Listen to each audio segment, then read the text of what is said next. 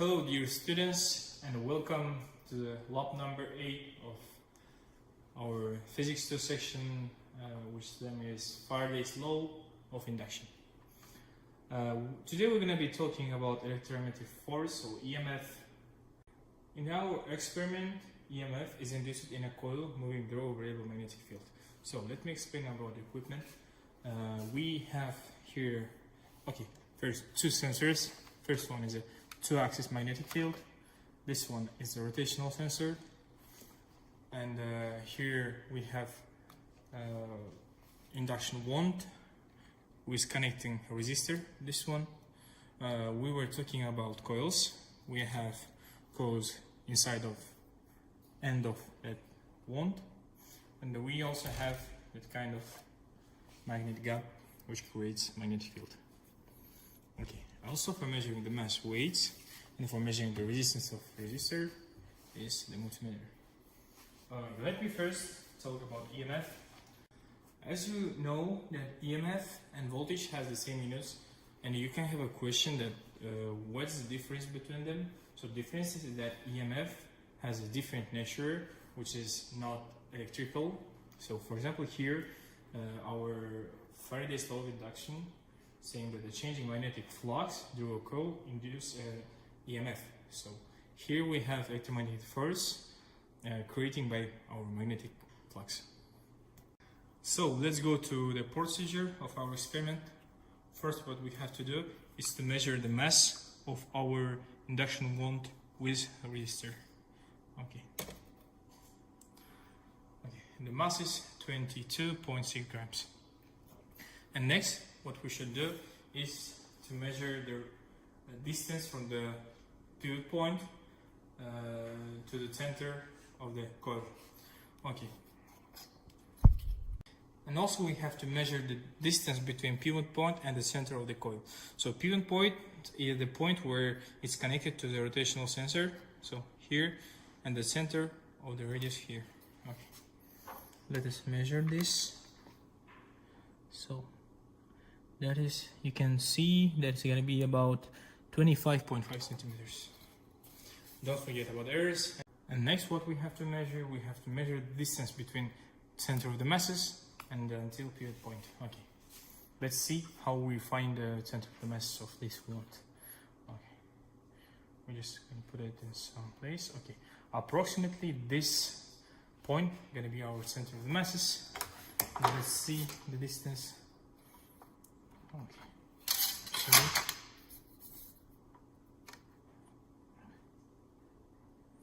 The length is about 8.6 centimeters. And also what we should do, we should measure the resistance of this resistor.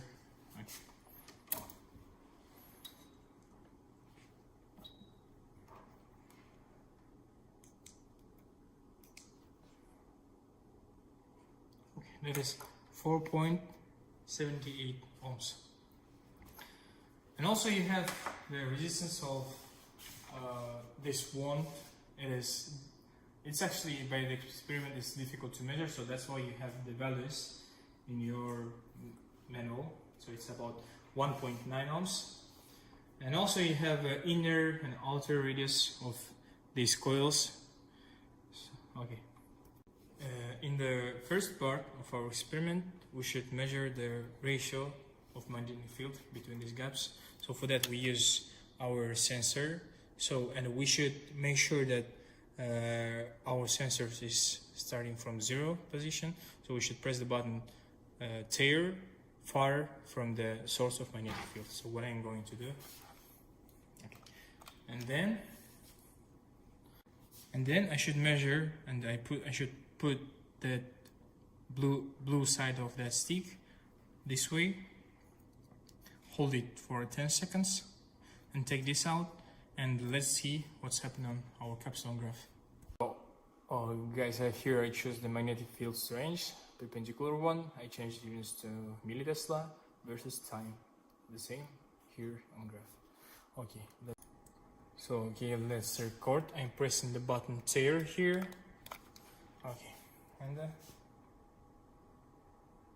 just hold my sensor for 10 seconds here.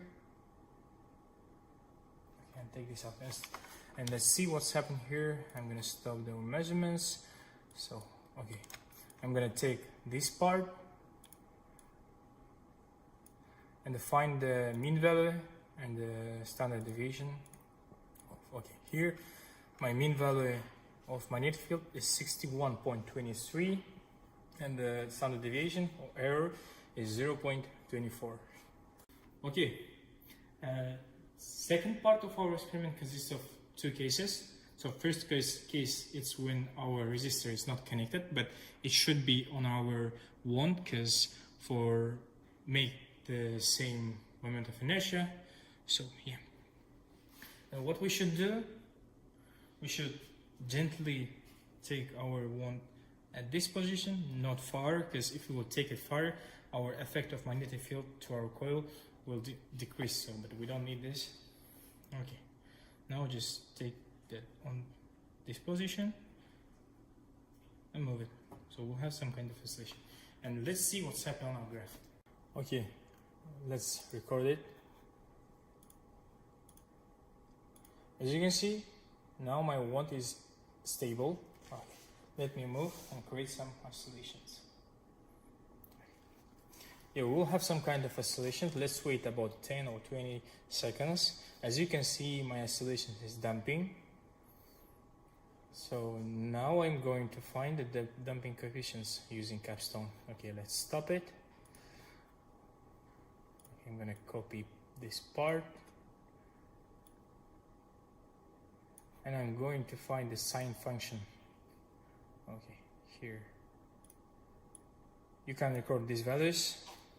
Here, you will need only omega. Okay. And next, what I'm going to do is I'm going to find the damping coefficient. Okay. So for that, I'm going to go to the calculator here. Okay. Add some new function. So amplitude. Let me delete this one. Okay, new function, amplitude. So here the third letter is the time where I should start my measurements. It's about 10 seconds. Okay, the first is the radians, so I should here choose the run. This one is the first run here. Okay, I choose the run. So I have to choose here units of that function. So S in radians. Okay, so next what I should do, I should add this new function here.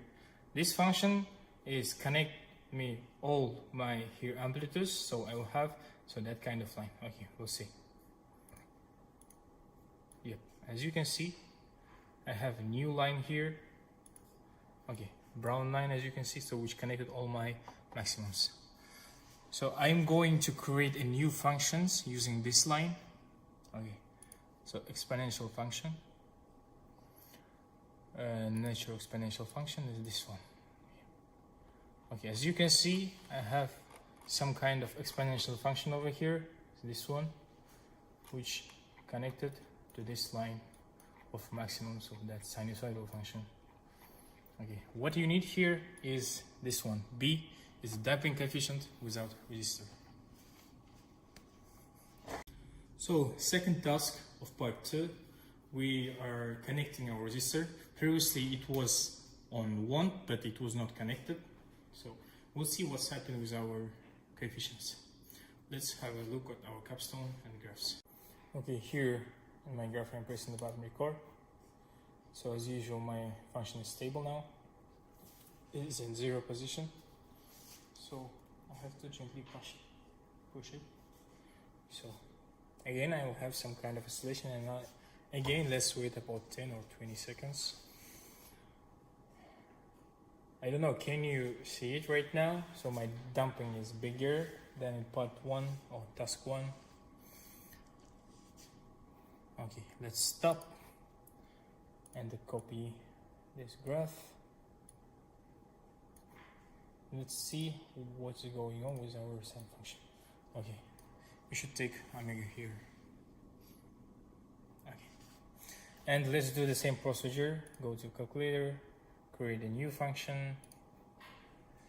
Okay, it starts from again 10 seconds. So radian. This one is still 1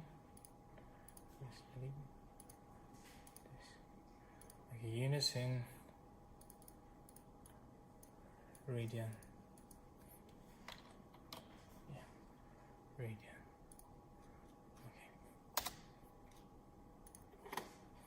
Okay, let's add our new function here.